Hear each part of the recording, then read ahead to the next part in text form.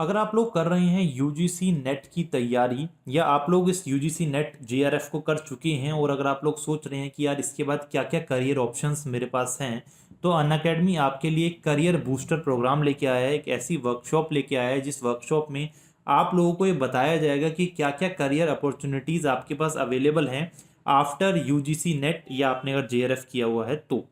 ये जो सेशन है इसका एम क्या है? इस सेशन का एम है कि आप लोगों को गाइडेंस दी जाए, जो भी टेक्निकल या कम्युनिकेशन स्किल की रिक्वायरमेंट है पीएचडी इंटरव्यू देने के लिए, किस तरह से एक रिसर्च सिनॉप्सिस को तैयार किया जाता है, क्या क्या जॉब अपॉर्चुनिटी अवेलेबल है आफ्टर यूजीसी नेट, ताकि आप लोगों का जो करियर है वो सक्सेसफुल हो सके।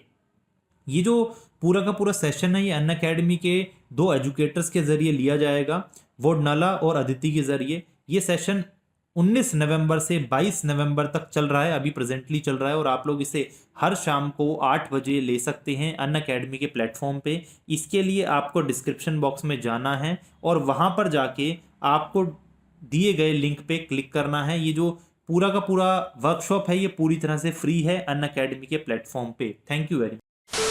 हेलो दोस्तों, दिस इज फ्रॉम एड्यूफ्लिक्स और आज हम लोग बात करने वाले हैं न्यू सेंटर्स ऑफ पावर के अंदर एक बहुत ही इंपॉर्टेंट कंट्री के बारे में जिसका नाम है इंडिया।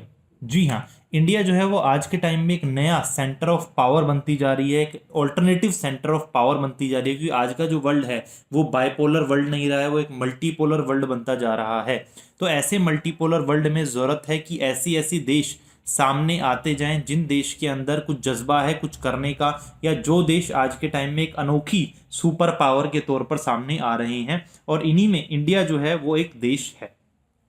तो इस चैप्टर के अंदर, इस टॉपिक के अंदर हम लोग पढ़ने वाले हैं इंडिया के बारे में, ऐसी चीज़ों के बारे में जो अभी तक आपको शायद नहीं पता, या हो सकता है आपको पता हो, लेकिन एक अलग पर्सपेक्टिव से हम उसे देखने की कोशिश करेंगे। तो इंडिया की अगर हम बात करें तो 21st सेंचुरी के अंदर इंडिया जो है वो अपने आप में एक इम्पोर्टेंट इमर्जिंग ग्लोबल पावर बनने की ओर है, अपने आप में एक ग्लोबल पावर यानी दुनिया में एक ताकतवर देश बनने के काबिल होती जा रही है, और पूरी दुनिया उसकी पावर को और इंडिया के राइज को एक्सपीरियंस कर रहा है एक मल्टी डायमेंशनल वे में। सिर्फ एक तरीका नहीं है, सिर्फ एक तरीके से नहीं, कई सारे तरीकों से इंडिया की पावर को एनालाइज किया जा रहा है, चाहे वो इकोनॉमिक हो, चाहे कल्चरल हो, चाहे स्ट्रेटेजिक पोजीशन जो आज के टाइम में इंडिया की है उसको देखते हुए। इंडिया की पॉपुलेशन 130 करोड़ है। कई बार ये पॉपुलेशन हमारे लिए नुकसानदायक होती है, लेकिन कई बार ये पॉपुलेशन हमारे लिए काफ़ी फायदेमंद होती है, क्योंकि जो बड़ी बड़ी एमएनसीज हैं, मल्टीनेशनल कंपनीज हैं, या जो बड़े बड़े देश हैं, वो इंडिया को एज अ बिग मार्केट के तौर पर देखते हैं। वो देखते हैं कि अगर इंडिया में हमारा प्रोडक्ट चल जाएगा, इंडिया में हम कुछ बेच पाए, तो हमारे लिए 130 करोड़ की एक बड़ी मार्केट अवेलेबल है। और इंडिया क्योंकि जानती है कि वो हमारे पास बड़ी मार्केट है, हम उसे अपने हिसाब से चला सकते हैं। तो हमारे पास अगर इकोनॉमिक पर्सपेक्टिव से बात करें तो हम लोग ट्राई कर रहे हैं कि हम लोग आने वाले सालों में 5 ट्रिलियन की इकोनॉमी बनने वाले हैं या बन जाएंगे। इसलिए गवर्नमेंट ट्राई कर रही है कि आने वाले समय में हम लोग 5 ट्रिलियन जैसा बड़ा जो हमारा इकोनॉमिक गोल है उसे हम लोग अचीव कर पाएं। इंडिया के अपने आप में एक ह्यूज कॉम्पिटिटिव मार्केट है, हमारा एक इंक्लूसिव कल्चर है जो बाकी आपको कहीं नहीं मिलेगा। इंडिया में आपको तरह तरह के कल्चर मिल जाएंगे और हर कोई यहाँ पर वेलकम है। ऐसा बाहर देशों में नहीं होता, कई सारे देशों में नहीं होता। हमारे अगर हम इंडियंस की बात करें तो पूरी दुनिया में लगभग 200 मिलियन जो इंडियंस हैं वो चारों तरफ फैले हुए हैं। इंडियन डिस्पोरा के लोग पूरी दुनिया में किसी भी देश में आप चले जाओ, इंडियंस आपको वहां पर मिल जाएंगे। और अगर स्ट्रेटेजिक पर्सपेक्टिव की बात करें हम लोग, तो इंडिया मिलिट्री में सेल्फ सफिशिएंट है, ठीक है। और इसके अलावा हमारे पास जो न्यूक्लियर टेक्नोलॉजी है वो अपनी खुद की इंडिजीनियस न्यूक्लियर टेक्नोलॉजी है। हमने किसी से उधार नहीं ली, किसी से मांगी नहीं है, हमने अपनी न्यूक्लियर टेक्नोलॉजी को खुद बनाया है, एंड दैट इज इंडिजीनियस। तो हम इस मामले में सेल्फ सफिशिएंट है।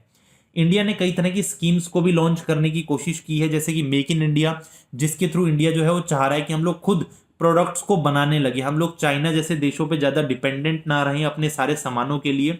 तो बहुत सारी चीज़ें जो हैं वो मेक इन इंडिया हो, इंडिया में ही बने, इंडिया में ही बिके। जो नई नई एमएनसीज आ रही है उन्हें इंडिया इन्वाइट किया जा रहा है कि आप इंडिया में आइए, इंडिया में बनाइए, इंडिया के लोगों के लिए। तो इसमें काफ़ी ज़्यादा हम लोगों ने काम किया है। साइंस एंड टेक्नोलॉजी में हम लोगों ने काम किया है, इंडिया आगे बढ़ रहा है। आप लोग जानते हैं आईटी सेक्टर के अंदर तो इंडिया वैसे ही काफ़ी स्टार्टिंग से ही काफ़ी अच्छा कर रहा है। अगर हम बात करें दुनिया की अगर फैक्ट्री चाइना है तो दुनिया को सॉफ्टवेयर देने का काम, दुनिया को आईटी सर्विसेज देने का काम इंडिया ने किया है। और ये जितने भी चेंजेस हुए हैं, ये सारे चेंजेस इंडिया को आज के टाइम में एक इंपॉर्टेंट सेंटर ऑफ पावर के तौर पर दिखाता है।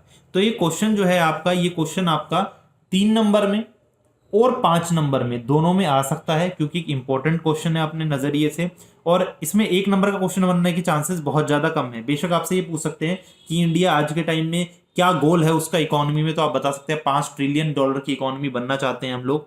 बट मेनली मुझे लगता है कि ये क्वेश्चन जो है 3 से 5 नंबर में आने के आपके ज्यादा चांसेस हैं। आई होप आप लोग इस पूरे टॉपिक को समझ गए होंगे। फिर भी आप लोगों के कोई डाउट है तो प्लीज मुझे कमेंट सेक्शन में लिख भेजिए। Thank you very much.